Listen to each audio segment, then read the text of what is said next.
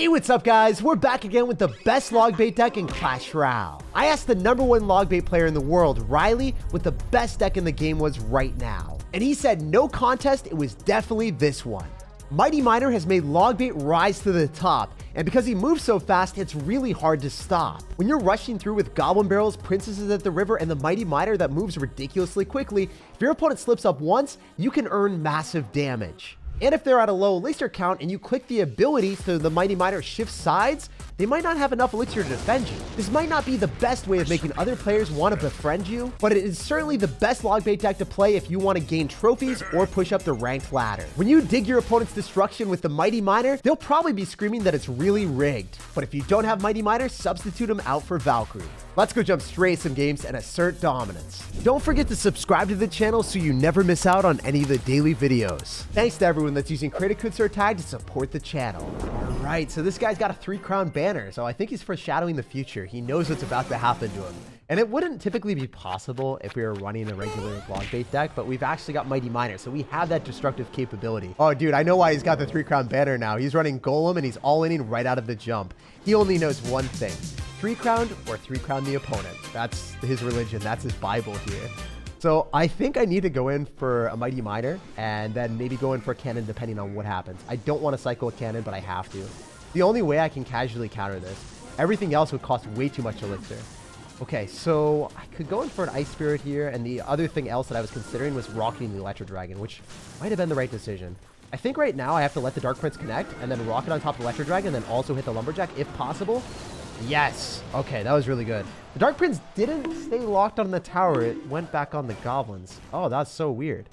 I think I dropped the goblins after the Dark Prince connected to my tower too. I don't know how the heck that happened. I thought for sure the Dark Prince would die to the goblins would get counter pushed, and then I could go Goblin Throw on him.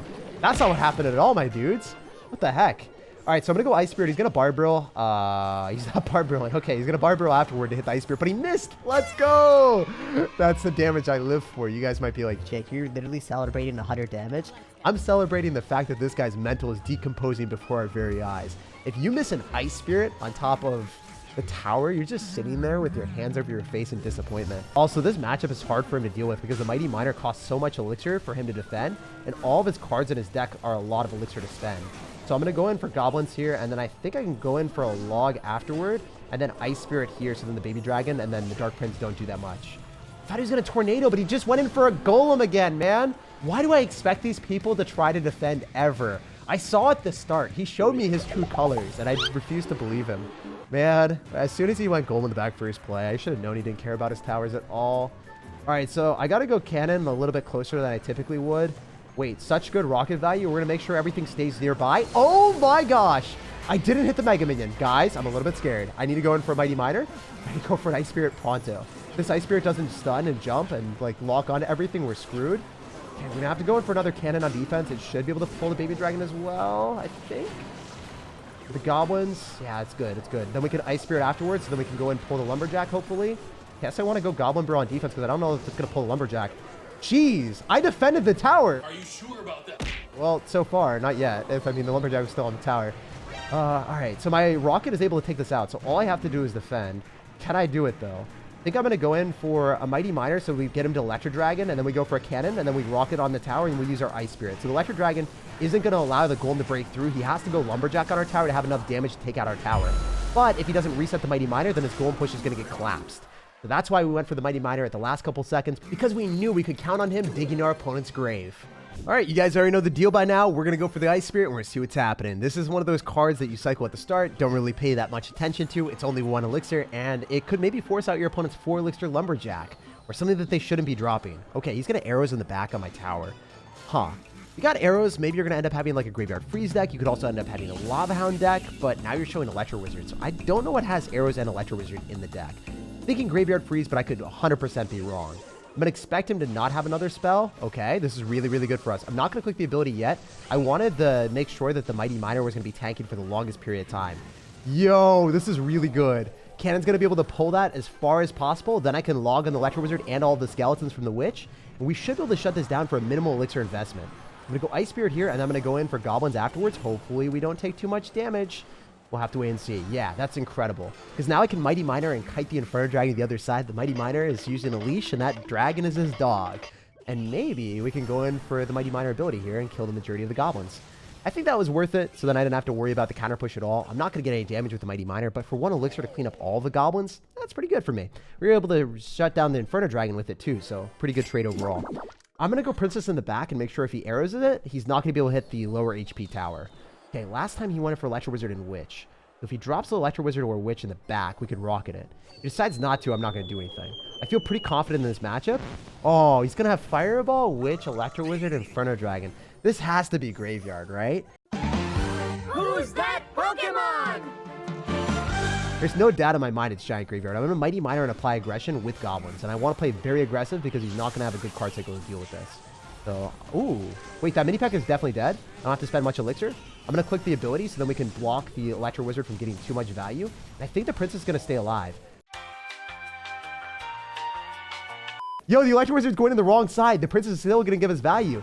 She's living large. And I think our opponent is going to be furious. I'm going to go in for Ice Spirit and Goblins, so then he has very little elixir, so then he's going to have to deal with either the Princess or he's going to deal with the Goblins. Decides to not deal with the Goblins, and that's a lot of damage, guys. Let's freaking go. That's the importance of punishing opponents when they're down elixir, because all of the cost of his cards are 4+ elixir, right? So if he drops a Witch, it's 5 elixir. If he drops an Electro Wizard, that's another 4. I mean, you can't keep up with me, man. Jeez, I'm going to rocket on the Witch. That's going to be a -1, but it's not going to be too bad for me. I can go for a cannon here to go and pull the Giant, and then I can go in for a log on top of the Goblin Gang, Goblins on top of the Electro Wizard, and then I think I'm able to go and kite everything into us using the Ice Spirit, so the mini packet goes towards the Goblins again. This is so clean.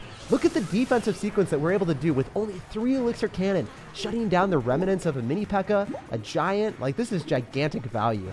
And as you guys can see, this log bait deck is very unfair. If your opponent doesn't end up having log and they've got arrows and they've got a clunky card cycle, they're never going to be able to beat you. You'll just run circles around them.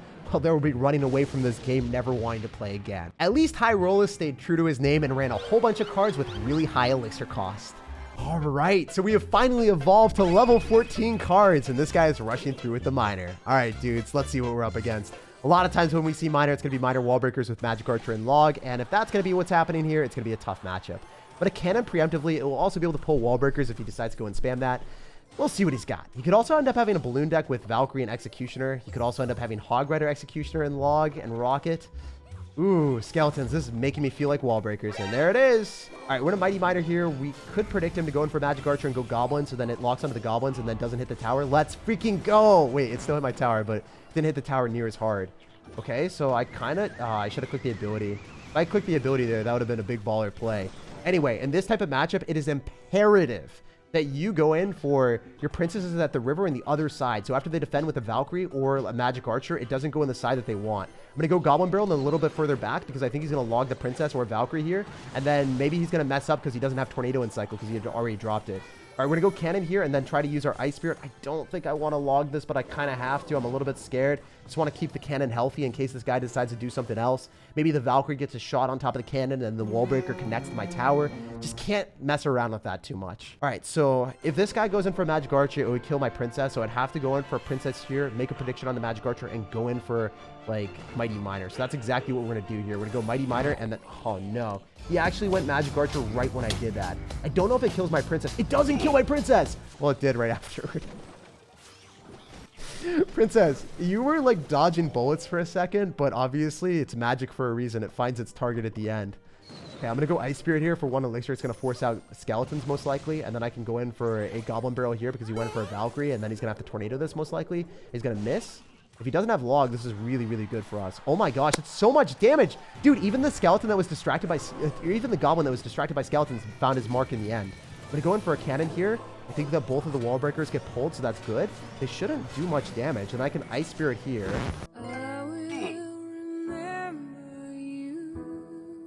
Okay, that Ice Spear was pretty bad. If I rocket and I hit the Magic Archer and the Valkyrie tornadoes and waste elixir, that would be incredible. And that's exactly what happened. We're going to go Princess and Goblin Barrel here. I don't think he has log in this deck. I think he's going to have Tornado and Fireball because he would have logged already. So now I'm just going to consistently drop our Goblin Barrel directly on the tower. Let's freaking go. So you guys already know that this matchup just got 10 times better for me. It was very scary for a second. So I was trying to go opposite side, but now I think I can just, you know, play a little bit more aggressive and have fun with it. The Goblins aren't going to be able to kill the wall breakers, but it's all good. You guys already know the deal. We are going to start viciously rocket cycling this man like nobody's business. So I'm going to go in for the Mighty Miner here. We're expecting him to go in for a Magic Archer, so I kind of want to go cannon on it. Bro, that sniped my princess too? You got to be joking right now. I dropped my cannon in the middle. Expected you to get no value. But with the 3-card cycle, I'm able to get back to a rocket so fast. If I drop my rocket, I drop a log, and I should be able to get back to another rocket log and close out this game. That's exactly what I do. Actually, I think rocket does enough. So yeah, rocket does 591. I was used to it doing a little bit less since I was playing at level 13, but at level 14, it just does way too much. So I don't even have to waste the time, guys. If he goes in for Tornado, Magic Archer, Fireball, it's just not going to even do anything besides tickle my tower. GG, well played, and peace out. I'm not in the business of wasting time. All right, we got a game against the Beast from the Dark Society. If you're a real person from the Dark Society, you're probably running Elite Barbarians with Mega Knight and then also a random Electro Giant. Okay, wait, we can activate King Tower with this Princess and then go in for an Ice Spirit here, and then we can pull it directly to the King Tower. So if you guys haven't done this before, you best start doing it. Super nice stuff. Bandit right out of the jump, activating King Tower puts us in a promising position to endeavor forward and do whatever we want to do. Also, I love the new tower skin. Don't you guys like the chocolate roses here?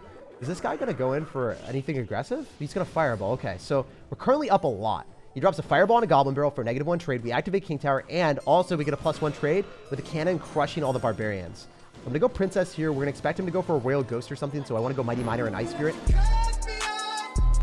Yo, let's go. I love making predictions based off of my opponent's decks because I knew what he could run. Wait, he messed up. He's so tilted right now. He's so tilted right now. We're inside his head rent-free, my dudes.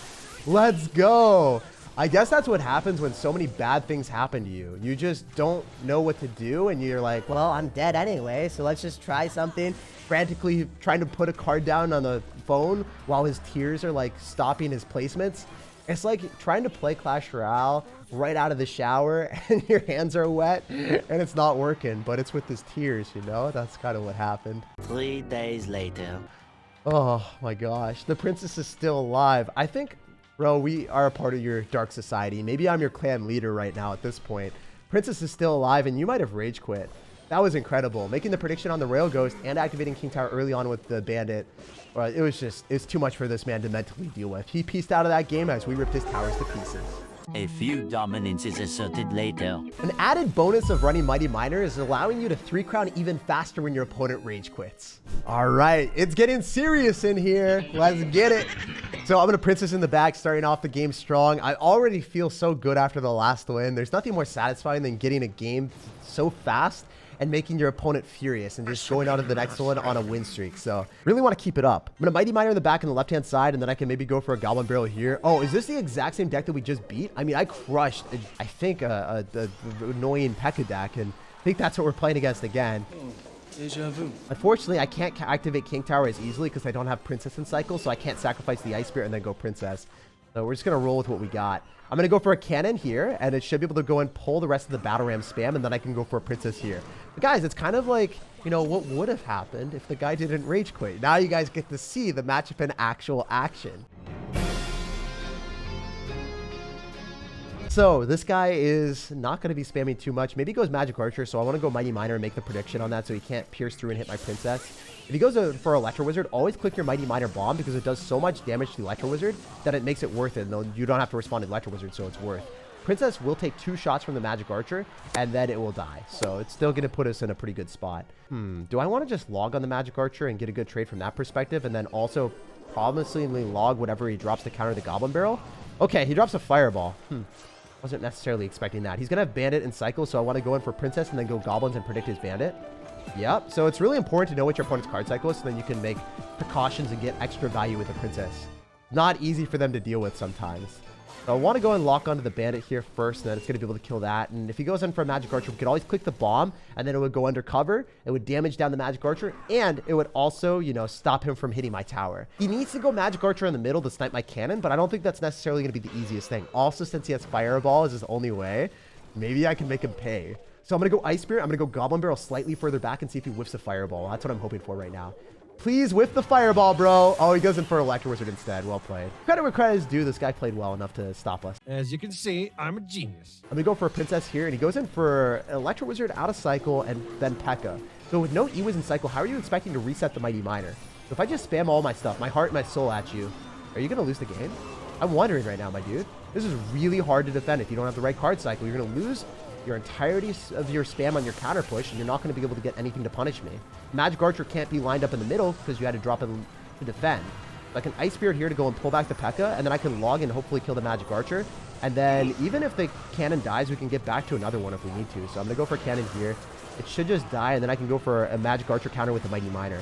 So even though he locked onto my tower for some sort of damage, the cannon wasn't lined up with the Magic Archer because it was dead, and then he became a sad Sir. All right, so we're going to be able to blow that back and then hopefully defend with just a single Ice Spirit. He's going to Fireball, so that was really well played on his end. I'm going to use an Ice Spirit with Princess Shots to finish off the Bandit. And I think I'm going to eat the Royal Ghost damage on my tower. It doesn't necessarily matter that much as long as the Princess doesn't walk into that. So I'm expecting him to go for a Magic Archer, so I want to go in for Goblins and then go in for Mighty Miner and stop him from Magic Archering. Yeah, making those predictions just such a game-defining existence if you're able to do that. Keeping princesses alive turns the tide of the battle, and then, you know, when the tide starts rolling, there's nothing your opponent can do to stop it. My man got swept away by the current because this is the current best log bait deck in Clash Royale. Like, subscribe for more daily videos, and have an amazing rest of your day.